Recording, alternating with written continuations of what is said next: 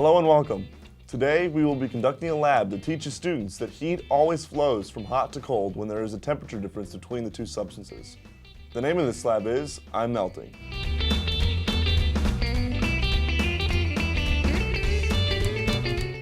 The materials you will need for this lab include hot plates, two 250 milliliter graduated beakers, cold water, thermometers, and heat-resistant gloves.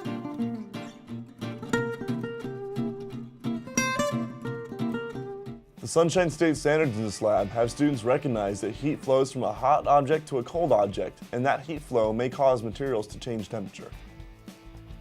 The inquiry question for this lab is, you have a graduated cylinder with ice-cold water.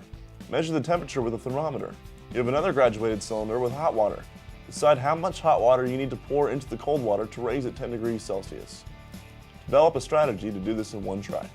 The conclusion statement for this lab is, heat always flows from hot to cold substances, and the temperature difference between the two substances is the driving force for heat transfer. Now on to the lab. Alright, so in this lab you're trying to raise the temperature of the cold water by 10 degrees. I have my thermometer in it right now and it's reading 16 degrees Celsius. So over here I have boiling water, which is 100 degrees Celsius. It's been on the hot plate for about 5-6 minutes. I'm going to go ahead and turn the hot plate off.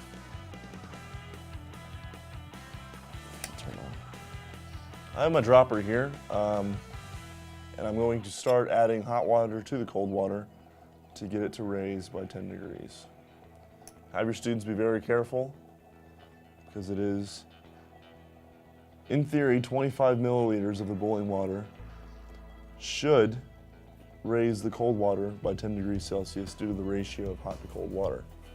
As you can see, with every drop bit, I add, the temperature goes up about half a degree, maybe more. And each dropette is about a milliliter.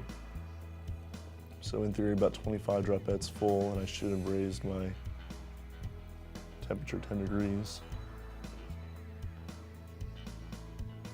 And as you can see, we have reached our goal of 10 degrees Celsius. After 25 dropettes full, which is 25 milliliters of water, which satisfies the ratio of hot to cold water, and raised our temperature by 10 degrees Celsius in the cold water beaker.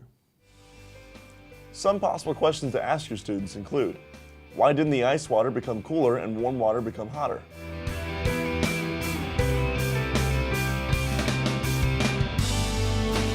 What is the driving force that causes heat to be transferred?